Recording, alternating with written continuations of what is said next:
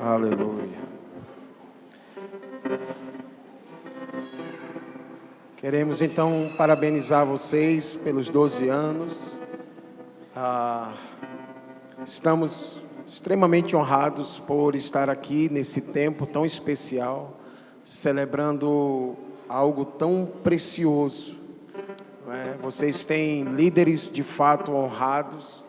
A gente conhece de perto, além do púlpito, e ficamos sempre muito felizes com aquilo que o Senhor está fazendo e construindo aqui nessa cidade.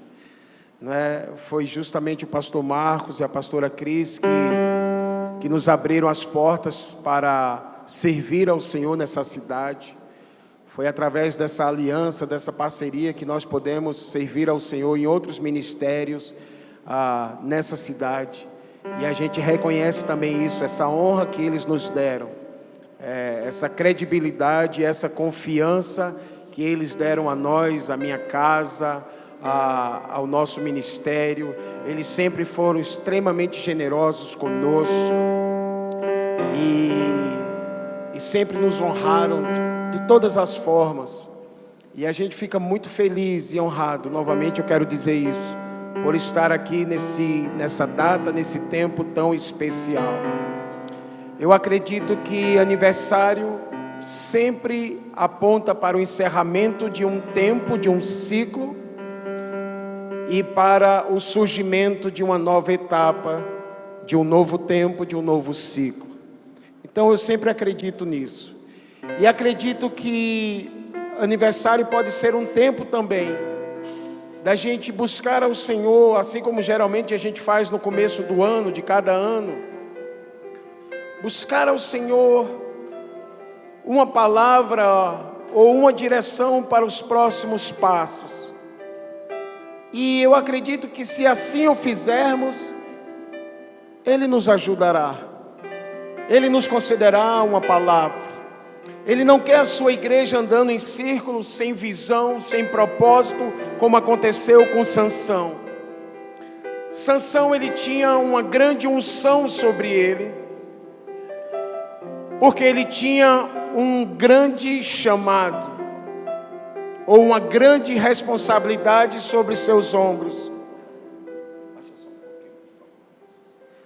O chamado de Sansão era para ser um juiz, um libertador e um líder da nação de Israel, numa época onde não haviam reis. E o Senhor o ungiu, e essa unção se demonstrou na força física, que na verdade era sobrenatural, que ele tinha. Então, um homem que nasceu com um propósito, que foi ungido com uma unção extraordinária, com uma missão gigantesca, no meio do processo falhou, porque não se submeteu ao tratamento, ao processo de Deus, permitindo que a mão do Senhor tratasse áreas de fragilidades no seu caráter. Ele saiu dos braços do seu Senhor e foi parar nos braços da prostituta. E o resumo da história dele é que o homem que foi ungido para liderar a nação foi parar no território dos filisteus, girando um moinho, ou seja, andando em círculo, cego, ou seja, sem visão, tendo perdido o propósito, e agora sendo bobo da corte, servindo como instrumento de chacota dos seus inimigos e sendo motivo de piada e de risada. Então, eu acredito que definitivamente não é isso que o Senhor tem para a sua igreja. Paulo já falava que por meio de muitas tribulações nos importa entrar no reino dos céus. Mas ele também escreveu aos Efésios 5:27, que o Senhor sonha com uma igreja gloriosa, sem mancha, sem mácula e sem ruga, santa e sem defeito. O que eu quero dizer com esses 2 versículos? Eu acredito que sim, à medida que a volta do nosso Senhor se aproxima, o nível de perseguição, de tentações, de guerras contra a nossa fé aumentarão. Isso já está acontecendo. Mas eu acredito também que o Senhor não vai levar uma igreja adormecida, cansada e vencida pelo mundo, ainda que tentada e atribulada. Eu acredito que Ele vai levar, porque sabe por que eu falo nisso? Porque eu sendo mau, Jesus disse que nós somos maus. Eu sendo mau, eu sonhei em me casar com uma mulher que tivesse devidamente preparada, devidamente vestida, adornada para aquele dia. Então eu acredito que o Senhor não é diferente. Se a Bíblia fala que a igreja é como a noiva do Cordeiro, e haverá o dia das núpcias, o dia do casamento, eu acredito que Ele espera por uma igreja devidamente preparada para esse dia, com vestes de santidade, com uma glória que não vem dos homens, mas com uma glória que vem dEle. E eu acredito que é essa igreja que Ele irá arrebatar para si, uma igreja gloriosa. E o fato é que nesse tempo, Ele está nos preparando para esse grande dia e para sermos essa igreja gloriosa. Amém? Então, para isso, sim, Ele tem direções para nós. Eu acredito que sim, à medida que a igreja se submeter ao processo e buscarmos ao Senhor sobre os próximos passos, buscarmos ao Senhor qual é a sua vontade para esse tempo, buscarmos entender em que estação nós estamos, porque se estamos no verão, você não vai andar pelas ruas, principalmente de Recife, de casaco de pele. Eu aconselho que não, mas enfim. Mas se estamos no inverno, você não vai andar nas ruas de Garanhuns, nas madrugadas, só de bermuda, por exemplo. Para cada estação há uma veste apropriada, porque há um clima que determina isso. Então o aniversário é como o inaugurar, o encerrar de uma estação e o inaugurar de uma nova estação, de um novo tempo. E se certamente vocês buscarem ao Senhor uma palavra diretiva para esses próximos tempos, Ele lhes concederá, porque o maior interessado em guiar o seu povo, de fato é Ele. Êxodo capítulo 3, é sobre isso que eu quero compartilhar nessa manhã. Êxodo capítulo 3 fala de um ciclo encerrado na vida de Moisés. Moisés viveu pelo menos 3 etapas, 3 de 40. A partir da vida, do jogo da vida de Moisés, foi em 3 tempos de 40. O primeiro tempo dá a entender que ele viveu para si. Seus primeiros 40 anos de vida no Egito, o que a gente pode resumir é que Moisés viveu para si. Não fala dos grandes feitos, só fala basicamente do seu nascimento e do que ele fez antes de sair, ou o que ele fez que lhe levou a sair, inclusive fugindo do Egito. Mas esse tempo entre o seu nascimento e os seus primeiros 40 anos, ou a sua saída do Egito fugindo, a Bíblia não fala muito. Então dá a entender para mim que Moisés viveu para si.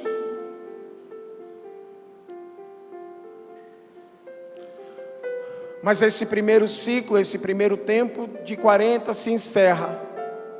E Hebreus capítulo 11, o capítulo que fala da galeria dos heróis da fé, fala que Moisés, nesse tempo, decidiu sofrer o opróbrio, a humilhação de Cristo.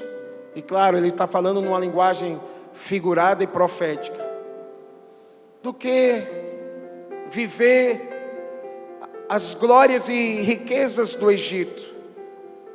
Ele preferiu, em vez de ser tido por filho da filha de Faraó, sofrer com o seu povo.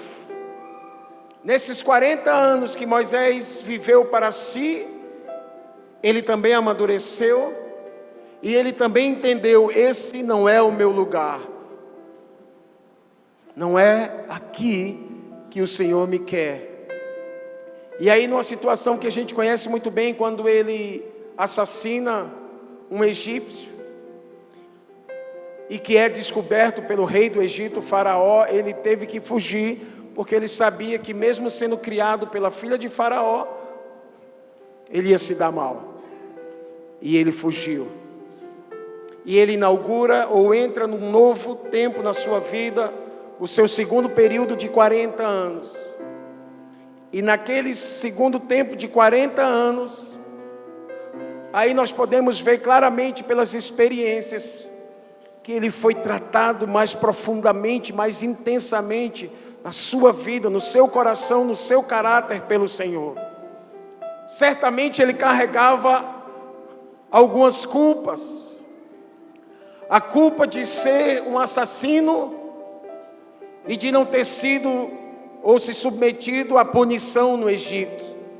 A culpa de ter deixado sua família para trás, por exemplo.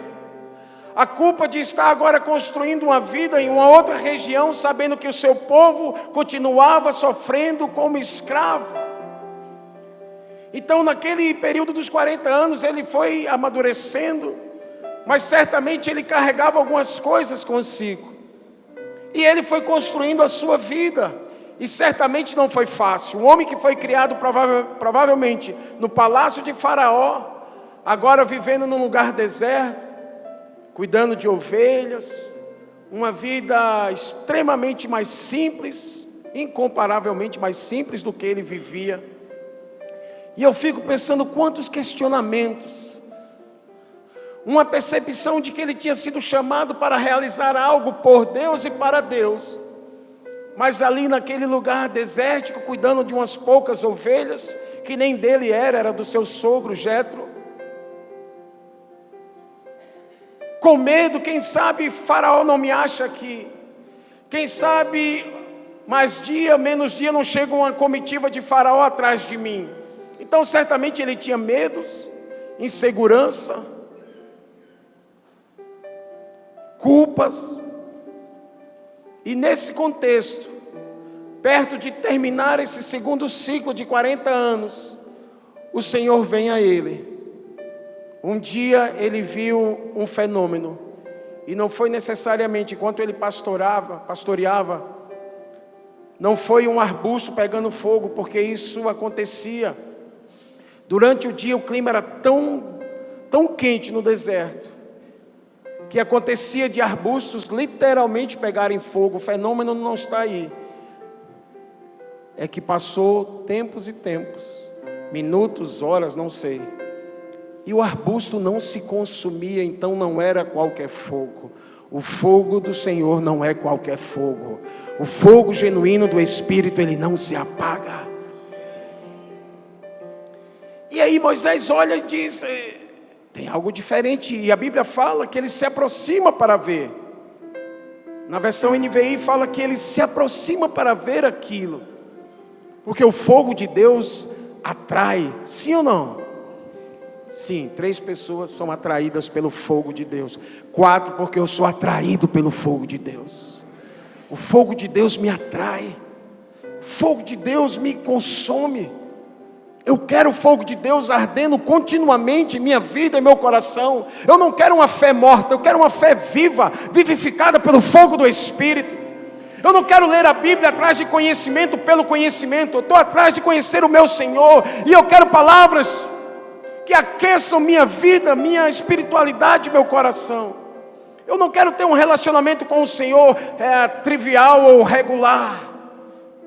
Eu quero olhar para trás e dizer: cara, hoje meu coração queima mais por Ele do que qualquer outro dia da minha vida. Eu não quero ficar olhando para o passado, para o primeiro amor, como algo que passou. Eu quero viver o primeiro amor hoje. Eu quero ter um coração aquecido hoje. Eu quero provar do fogo genuíno de Deus hoje. Quantos desejam isso? Aleluia. Então, em meio àquela experiência sobrenatural de Moisés, vendo a manifestação do fogo genuíno de Deus em meio à sarça, ele também ouve uma voz. Porque experimentar do fogo é algo maravilhoso, mas o fogo vem com um propósito. O fogo traz uma voz que traz uma responsabilidade, uma missão, uma direção, um propósito para as nossas vidas. Quantos me entendem? Então, antes que Moisés caísse ali na unção e ficasse só, a voz do Senhor sai do meio daquele arbusto ou daquele fogo e começa a comunicar algo para Moisés que certamente não era o que ele queria ouvir. E era uma direção nada fácil. Acompanhe comigo, por favor. Êxodo capítulo 3.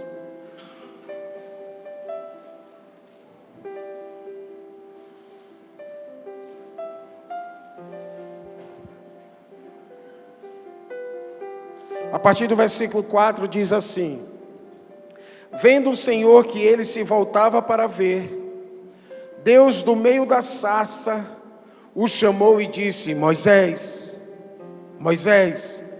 Ele respondeu: eis-me aqui. Deus continuou: não te chegues para cá, tira as sandálias dos pés, porque o lugar em que estás é terra santa. Aqui a gente já vê uma coisa antes de continuar. Primeira coisa é claro, é consenso de entender. Tira as sandálias, porque as sandálias tocam na poeira, no pó da terra. Então, Moisés, em outras palavras, eu te amo como você é, mas se você quer me conhecer, você vai ter que entrar num lugar de santidade, porque eu sou santo e importa que aqueles que queiram me conhecer sejam santos. Então, Moisés, você tem andado por lugares, seus pés ou suas sandálias têm tocado no pó da terra, mas agora eu te chamo para me conhecer. Então, entra, vem para mais perto de mim. Você vai precisar se santificar.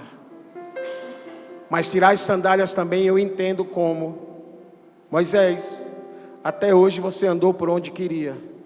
Chega mais perto, porque a partir de agora você vai andar por onde eu quero para você. Hey. Então ele está dizendo para a igreja brasileira: é tempo de tirarmos as sandálias, para nos lembrarmos que Ele é santo, e que se queremos de fato conhecê-lo, temos que ser santos como Ele é.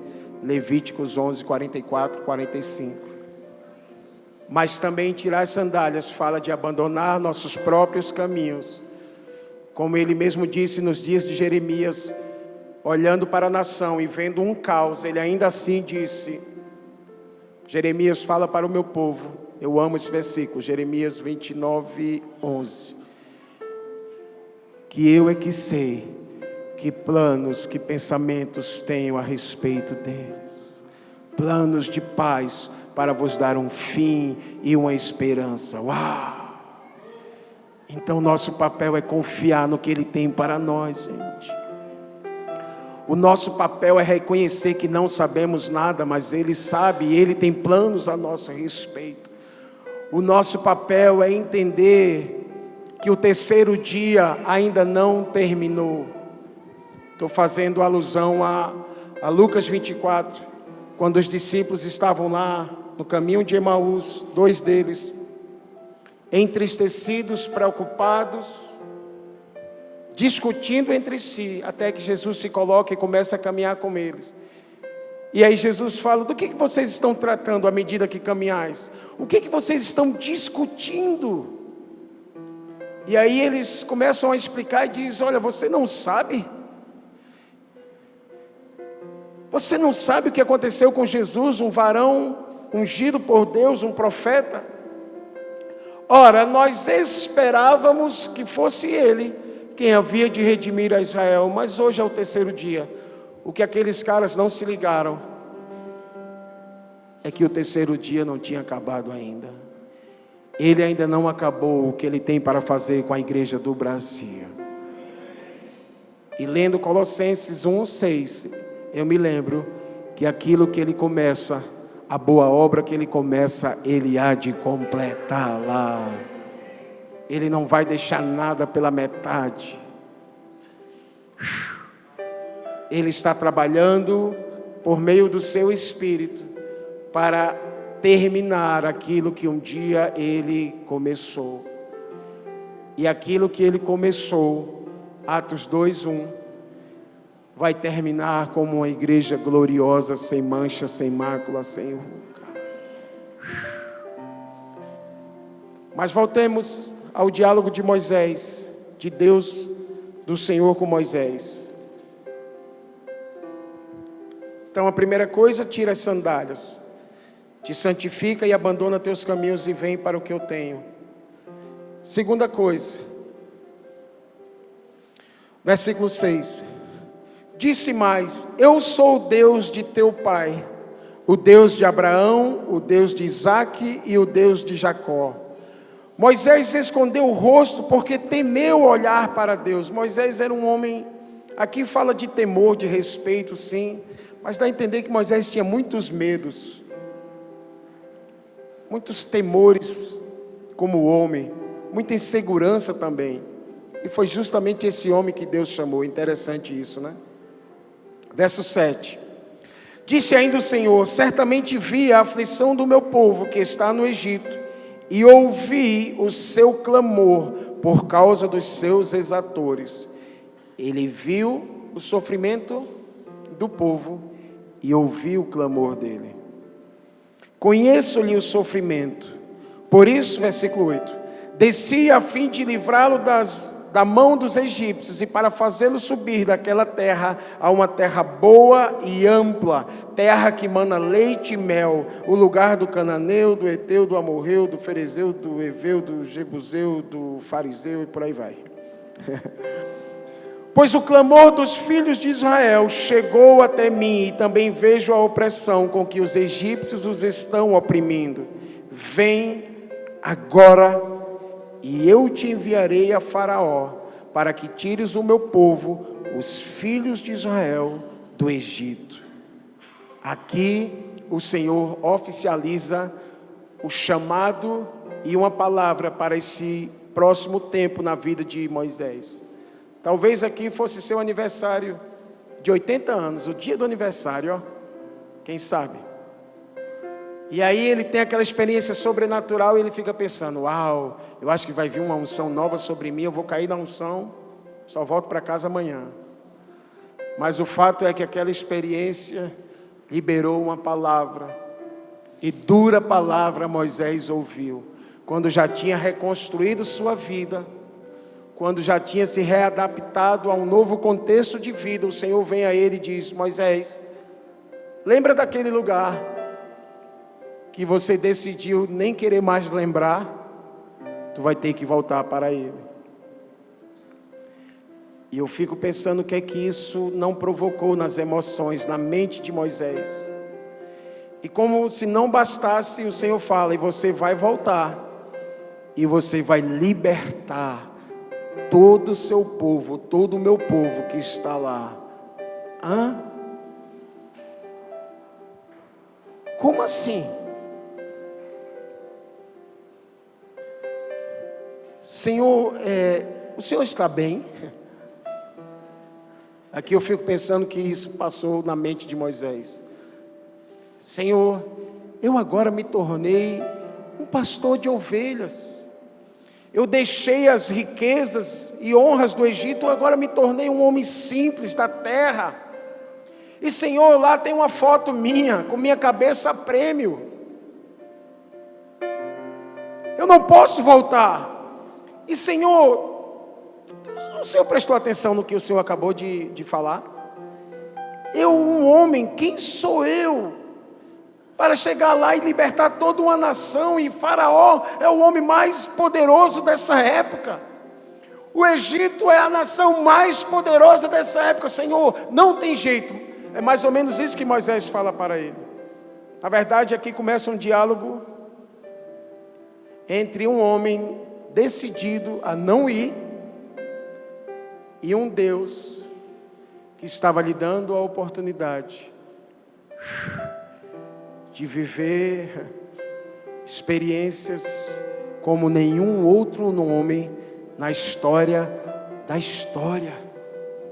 Um homem que nem eu e você, e a gente vai ver muito claro aqui, cheio de fraquezas, limitações, inseguranças e medos, com todas as razões humanas para Deus dizer assim: tá bom, eu desisto.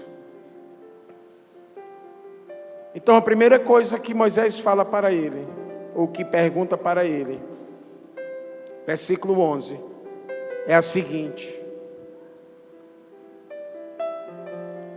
quem sou eu para ir a Faraó e tirar do Egito os filhos de Israel?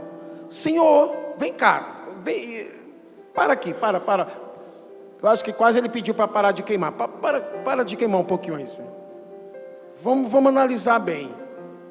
Em outras palavras, o Senhor prestou atenção no que o Senhor acabou de falar? Senhor, quem sou eu? E o interessante é que Deus não chegou e disse: oh filho amado, eis que te digo, você é o meu maravilhoso ungido.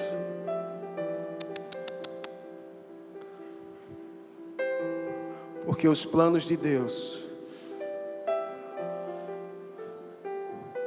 é de cima para baixo. Eu lamento muito ter chegado num tempo de ver a igreja com tantas mensagens e canções centradas no homem. Hoje para mim eu fiquei tão feliz, porque todas as canções cantadas aqui tinham apenas Jesus como centro. Isso infelizmente não está deixando de ser o que deveria ser. É sempre nossas necessidades. E hoje os homens que mais aparecem nos púlpitos, ou parte deles, são aqueles que têm uma mensagem de alívio e que diz: olha, vai dar tudo certo, confie em você, você pode, você é poderoso, você é lindo e cheiroso, você não vai envelhecer, se você fizer os 14.000 passos que o meu livro defende, você será glorioso. Quando Moisés chegou e disse: Senhor, quem sou eu? Cara, você acha que Deus respondeu a pergunta de Moisés como ele gostaria? Você acha que Deus disse: Moisés, tu és o meu príncipe, o homem escolhido? Olhemos para a resposta. Eu sei que os irmãos conhecem esse texto porque ele é muito conhecido, mas vamos ler. É sempre importante digerir as escrituras. Versículo 12, por favor, leiam aí e me respondam. O que é que Deus fala para ele? Ei, talvez Deus está te entregando algo. Talvez Deus está te confiando algo. E assim como eu fiz e faço continuamente, você responda: Senhor, quem eu sou? Nessa manhã eu vim aqui para te dizer, eu não sei quem você é, e com todo o respeito, não importa. Na verdade, se você olhar para ti, provavelmente você não vai a lugar nenhum. Mas eu estou aqui para te dizer o que o Senhor falou para Moisés: Moisés, esquece quem você é, o importante é que eu serei contigo.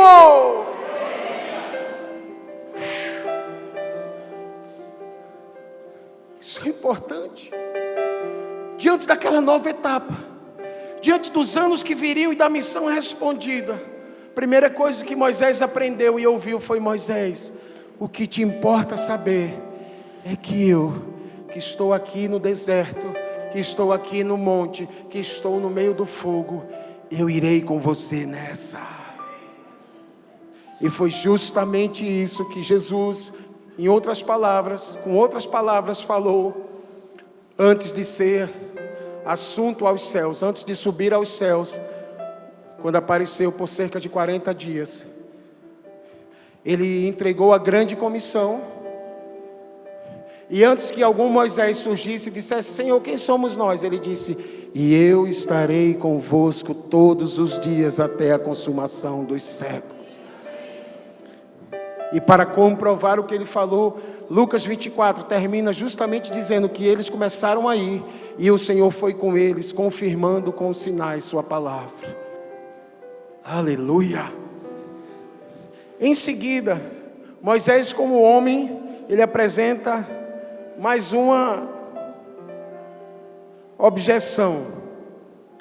E ele diz assim, versículo 13. Todos estão acompanhando?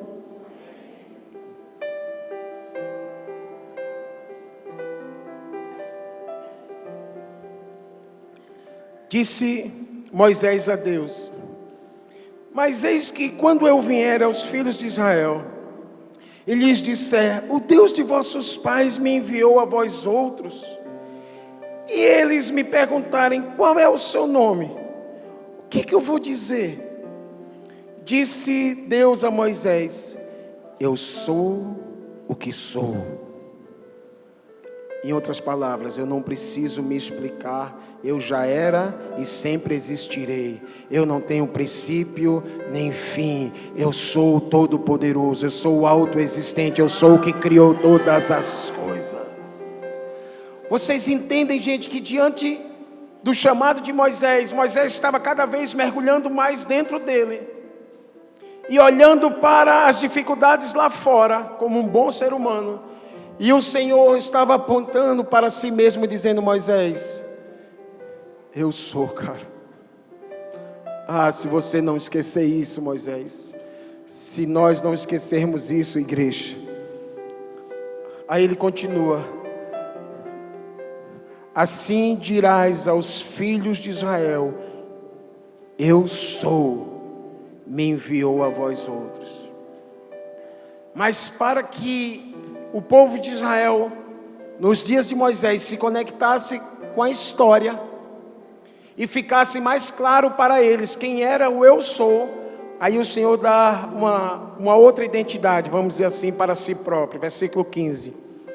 Disse Deus ainda mais a Moisés: assim dirás aos filhos de Israel: o Senhor, o Deus de vossos pais, o Deus de Abraão, o Deus de Isaque e o Deus de Jacó, me enviou a vós outros. Este é o meu nome eternamente, assim serei lembrado de geração em geração.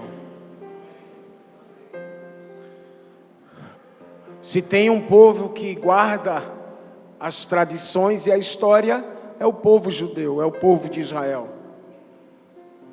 E aí, além de se apresentar como Deus Todo-Poderoso, o Senhor fala para eles: olha, fala para Moisés, Moisés fala para eles que o mesmo Deus que guiou, guardou, protegeu e abençoou Abraão em todo o período, desde a Babilônia, desde a sua terra natal, até as vias de entrar na terra prometida, fui eu. Fala que eu sou o Deus de Abraão, porque eles vão lembrar que é o Deus que faz um homem aos 100 anos ser pai e herdar a promessa. Lembra eles que eu sou o Deus que abriu a madre de uma mulher velha e estéril aos 90 anos. Lembra eles que aquilo que aconteceu com Abraão era eu, e eu sou o mesmo Deus. Eu não mudei, eu sou aquele que abençoou grandemente Abraão e cumpriu a minha palavra para com ele. Lembra eles que eu sou o Deus de Isaque, o Deus que fez a promessa de Abraão continuar, um Deus que fez milagres para que Isaque conhecesse sua esposa de forma sobrenatural, por causa da minha aliança com Abraão. Lembra eles que eu sou o Deus de Jacó, aquele que preservou aquele homem de um caráter falho por 20 anos na terra dos seus parentes, que lá em meio àquele lugar de escravidão também eu o abençoei e o trouxe de volta, o protegi do seu irmão na saída e no retorno. Fiz dele, conforme a promessa que eu dei ao seu avô e ao seu pai, uma grande nação. Lembra ao meu povo que está sofrendo no Egito, que eu sou o Deus de aliança, o Deus de Abraão, de Isaac, de Jacó, um Deus que fala e cumpre, um Deus que preserva o seu povo da aliança, um Deus que abençoa o seu povo mesmo em meio aos tempos difíceis. Lembra eles, porque vai fazer sentido para eles isso. E aí Moisés não se deu por satisfeito. Alguns estudiosos dizem que esse diálogo entre o Êxodo capítulo 3 e o capítulo 4 durou cerca de 7 dias. É porque a gente tende a ler a Bíblia achando que tudo foi como um miojo, instantâneo. Ei, na vida com Deus não tem nada instantâneo, meu irmão. Na vida com Deus não tem miojo nem McDonald's. Na vida com Deus é você mesmo que vai atrás da lenha, traz, prepara, toca fogo, vai atrás da caça. É artesanal. Não existe fast food, é tudo artesanal.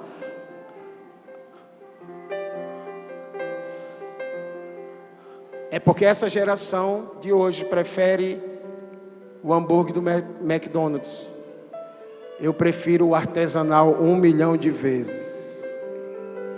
É outra história. Quem já comeu? 2 pessoas. Tudo bem, gente, eu não vim falar de hambúrguer não, tá? Eu vim falar que com Deus tem que se sujeitar ao processo. Quer se tornar um homem ou uma mulher de Deus? Se submeta ao processo.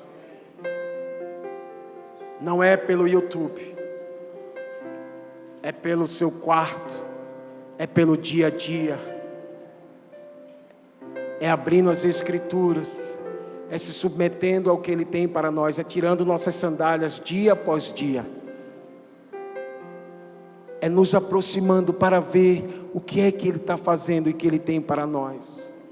Como começou com Moisés. Então o Senhor dá essa palavra para Moisés. E ele, ainda assim, ele não diz sim. E aí salte aí alguns versículos. Vamos para o capítulo 4 agora, por favor.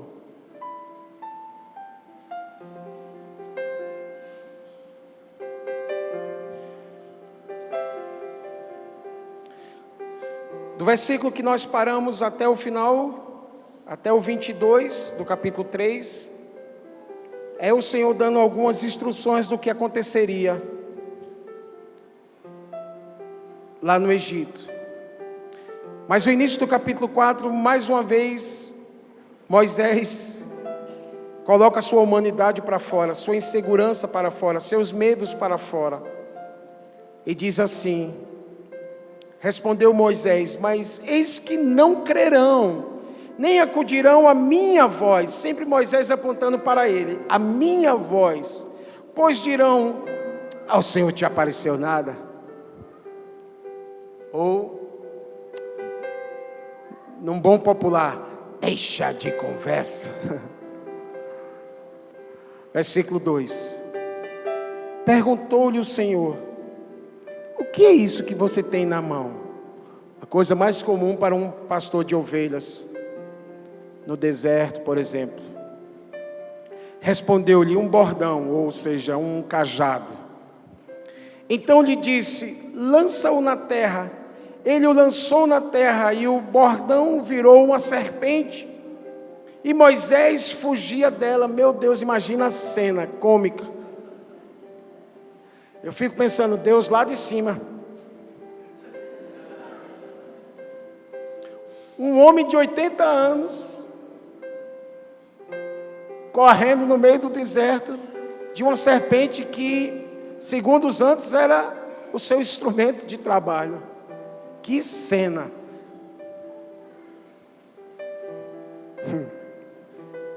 Disse o Senhor a Moisés, versículo 4: estende a mão e pega-lhe pela cauda. Estendeu ele a mão, pegou-lhe pela cauda e ela se tornou um bordão novamente. O que isso fala para nós de forma bem simples? Primeiro, que Ele é um Deus de coisas extraordinárias, que Ele é um Deus de milagres, e que Ele é um Deus de processo, que é capaz de fazer aquilo que teve sua forma original alterada, de volta como era, um Deus de reconstrução. Era um cajado, se tornou uma coisa terrível é serpente, eu acho. Tem alguém que gosta? Uma cobrinha assim, tal. Um Deus que pega algo que se tornou algo terrível, trazendo de volta ao estado original. E não é isso que Ele está fazendo com a raça humana. E não é isso que começa quando alguém nasce de novo. Pior dos pecadores, Ele começa a trazer de volta ao estado original, colocando o seu espírito, colocando um novo coração, colocando a mente de Cristo, uma mente sã que se inclina agora para as coisas do alto. Então, para mim, é essa aplicação que eu vejo de forma bem simplista. Um Deus de milagres, um Deus de coisas extraordinárias. Ele estava se revelando a Moisés, gente. Moisés, quando você chegar diante de Faraó com toda a sua pompa, diante dos cavalos e cavaleiros de Faraó, você que não é mais ninguém naquela nação, olha e lembra que esse simples instrumento aponta para um Deus extraordinário, que faz milagres e coisas surpreendentes. Esse é o Deus da igreja, esse é o Deus a quem servimos, irmãos. É tempo de pegar o cajado, porque parece que aquilo que você tinha na mão virou uma serpente e continua sendo uma serpente e você correndo dela. Exerce a fé e pega de volta, porque Ele é poderoso para trazer ao estado original. Ele é poderoso para reconstruir aquilo que está quebrado. Mas Moisés, como um bom ser humano, ou talvez como um mau ser humano, ainda assim ele disse, pelo menos dentro dele, não vai rolar, Senhor, não dá certo esse negócio não dá certo, me deixa aqui cuidando do meu negócio das cabras, das ovelhas. E aí o Senhor, sondando o coração de Moisés, certamente fala algo novo, fala algo a mais para ele. Versículo 6.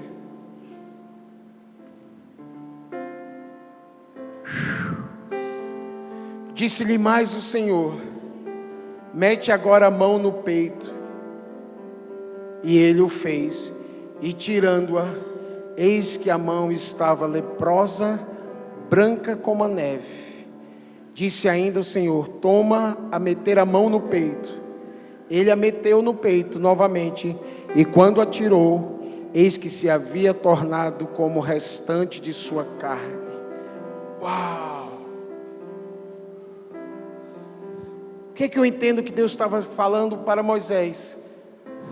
Nessa conversa, nesse diálogo, tentando convencer ele para ir, e que o segredo não estava nele. Moisés, vem cá, faz mais uma coisa, põe a mão no teu peito, no teu coração, e olha para ela. Quando Moisés faz isso, como estava a mão dele? Leprosa. Fico pensando, será que isso não era um sinal de que havia dentro de Moisés ainda lepra? Ou seja, será que a culpa que Moisés carregava pela forma como ele saiu do Egito, por ter matado um homem, por ter abandonado sua nação, sua família de sangue, sua família espiritual, será que isso de alguma forma não minou o coração de Moisés? Será que numa linguagem figurada ele não continuava leproso?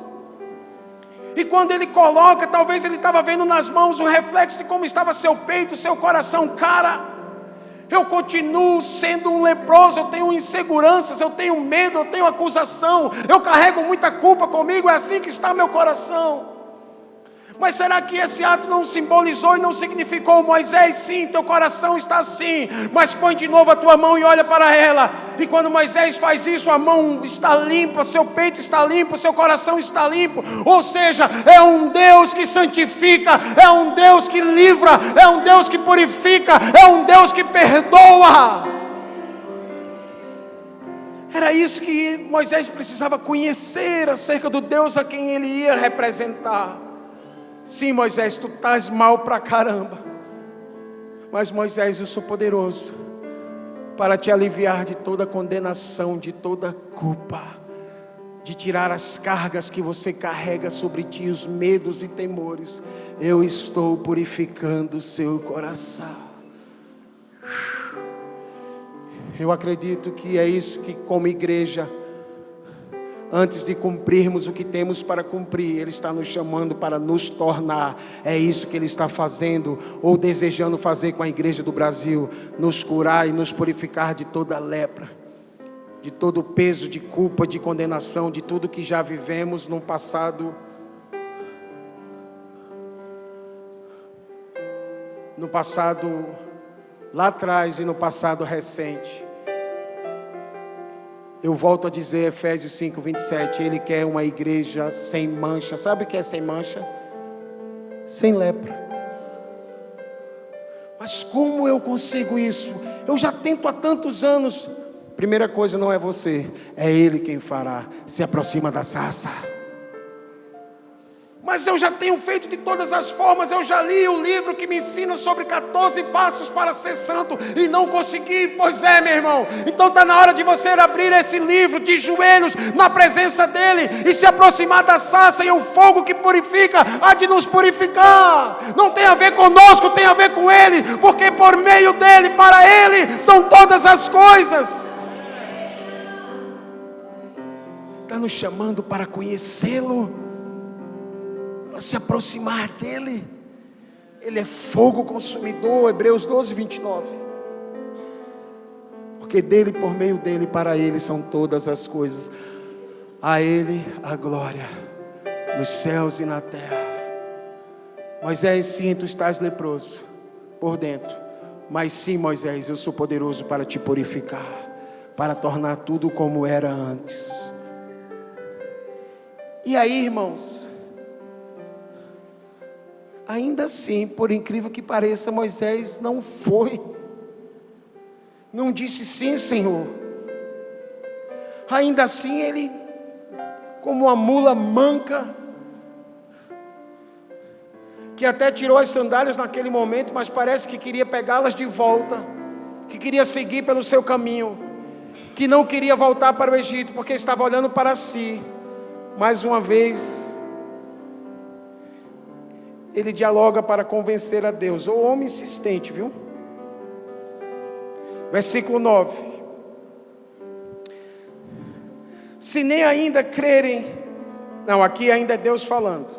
Perdão, daqui a pouco é que ele volta a falar. Se nem ainda crerem mediante esses dois sinais, nem te ouvirem a voz, tomarás das águas do rio e as derramarás na terra seca, e as águas que do rio tomares tornar-se-ão em sangue sobre a terra. Uau! No 10 aqui ele ainda apresenta mais uma queixa. Mas o que é que Deus acabou de falar? Quem sabe que rio era esse que o Senhor estava se referindo, que havia lá no Egito? O rio? O rio Nilo. Em resumo, o rio Nilo era o símbolo físico, se é que eu posso dizer assim, o símbolo visível do poderio econômico e espiritual do Egito. O Nilo tinha pelo menos essas duas influências e significado muito forte. O poder econômico, porque toda a nação cresceu a partir do Nilo, chamado Crescente Fértil.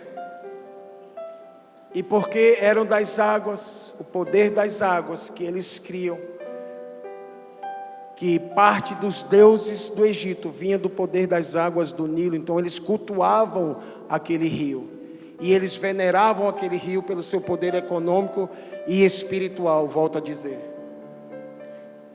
Então quando Deus fala isso, Ele estava dizendo assim: Moisés, quando você chegar lá e se deparar com o poder sinistro que há naquele rio, com o poder econômico que aquele rio representa para aquela nação, e o poder espiritual, e eu tocar naquele rio, todos saberão que eu sou poderoso para tocar uma nação, para tocar na economia da nação e para derrubar os deuses de uma nação, os falsos deuses de uma nação.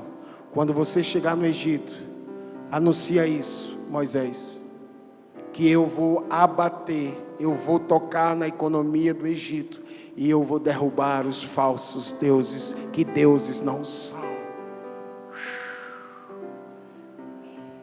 Então, nesse momento do diálogo, o Senhor falou 3 coisas para ele: o cajado, a lepra e o que Deus faria com aquele rio, com aquele símbolo espiritual e econômico.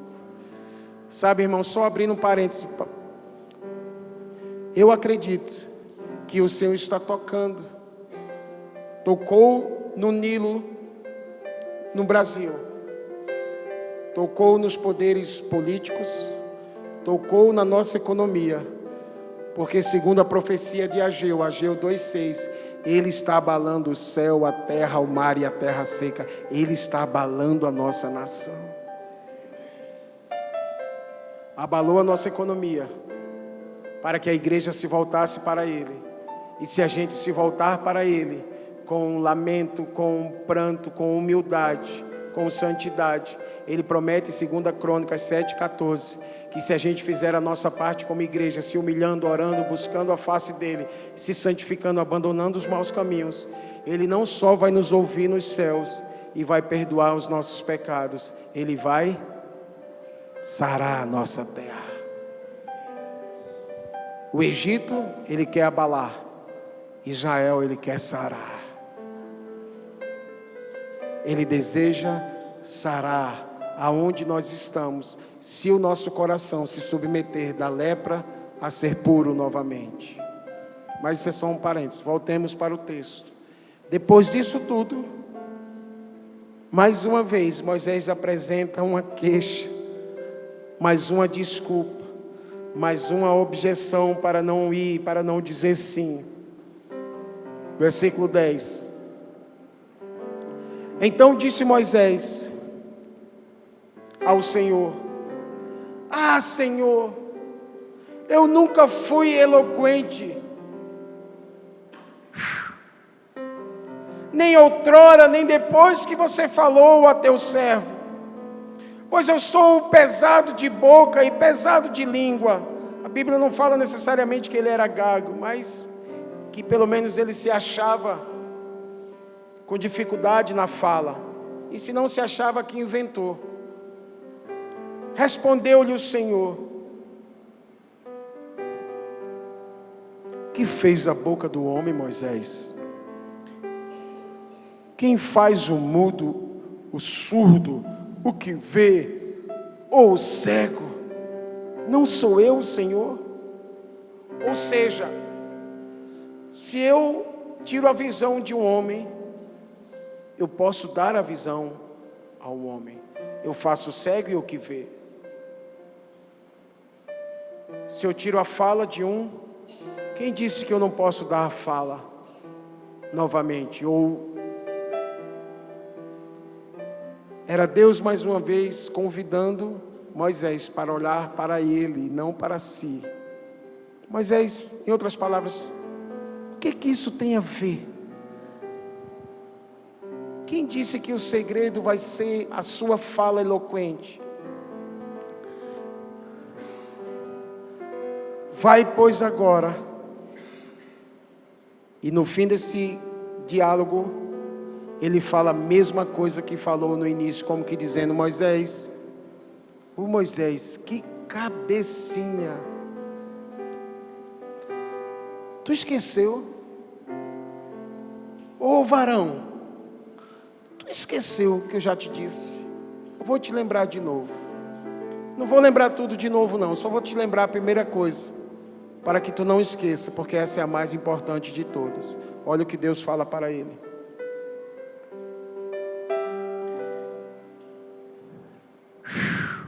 Verso 12. Vai, pois, agora, e eu serei com a tua boca, e te ensinarei o que has de falar. Em outras palavras, vai, porque eu serei contigo. Diante dos desafios que o Senhor coloca diante de nós, gente, nunca esqueça que o mais importante não é o que somos ou não somos, o que podemos ou o que não podemos fazer. O mais importante é se Ele vai conosco, porque se Ele for, Ele é o grande eu sou, o Deus de Abraão, de Isaac e de Jacó. O Deus que faz uma vara se tornar serpente e uma serpente se tornar novamente num cajado. Um Deus que cura a gente das nossas mazelas. Um Deus que nos purifica. Um Deus que nos transforma. Um Deus que faz todas as coisas novo de novo. Um Deus poderoso para tocar nos deuses, na economia, no que quer que seja. E aí, diante disso, vamos ver se Moisés disse sim finalmente. Versículo 13. Ele, porém, respondeu: Ah, Senhor. Quando Moisés perdeu todos os argumentos, aí ele chegou aqui e disse assim: envia aquele que hás de enviar, menos a mim. Meu Deus do céu.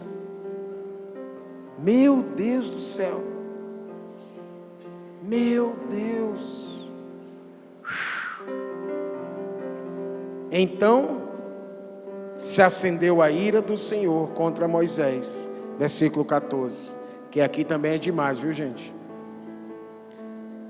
Não é Arão, o levita, teu irmão? Eu sei que ele fala fluentemente. Ele estudou inglês. Ele é coach. E eis que ele sai ao teu encontro e vendo-te se alegrará em seu coração. Tu, pois, lhe falarás e lhe porás na boca as palavras. Eu serei com a tua boca e com a dele, e vos ensinarei o que deveis de fazer. Eu serei com a tua boca e com a dele. Em outras palavras, tá bom, Moisés, tu és tão inseguro que eu vou te dar um amparo humano, mas sabe de uma coisa? Você vai ter que ir, e quem eu vou usar é você mesmo. Agora não terceirize aquilo que Deus te mandou fazer. Porque Arão tem uma porção e um chamado, e Deus vai usar Arão, mas Deus tem algo contigo, e é você que Ele quer usar. Ele tem uma palavra para você nesse tempo. Então tira as sandálias e vem para perto dEle.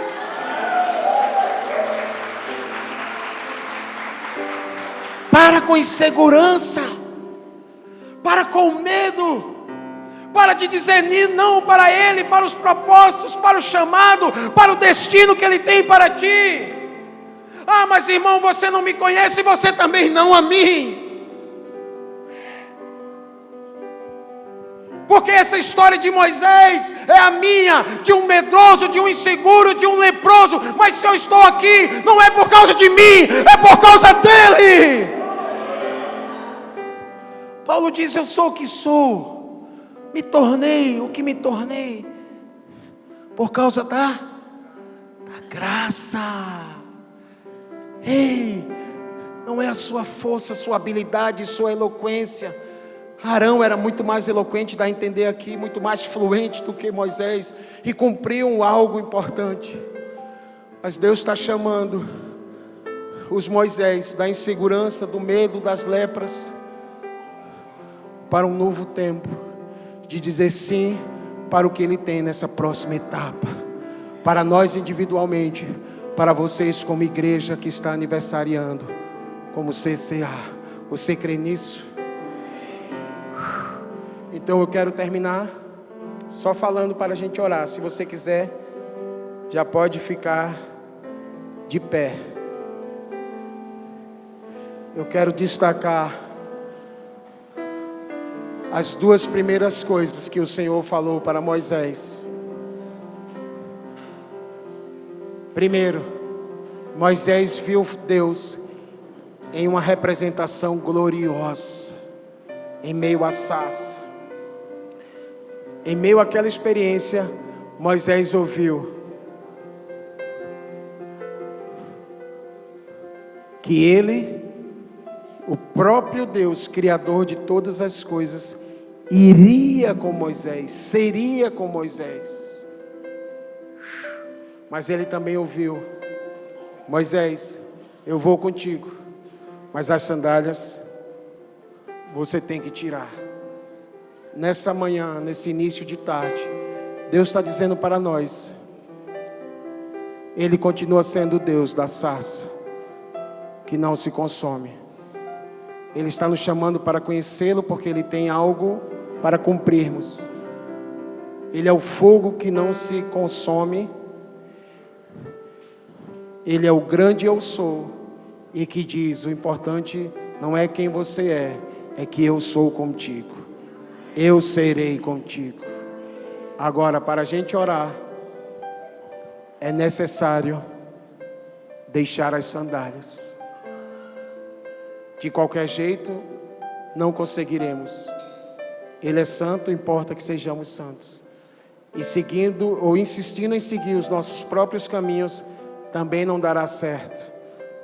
Ele tem uma vontade para nós. Ele tem um plano A para nós e só um plano A. Esse é um dia da gente pensar se vamos dizer sim ou vamos ficar a vida toda dizendo não, como praticamente Moisés ficou ao longo desses 7 dias, se foi mesmo 7 dias. Eu fico pensando duas coisas. Primeiro, não teve jeito.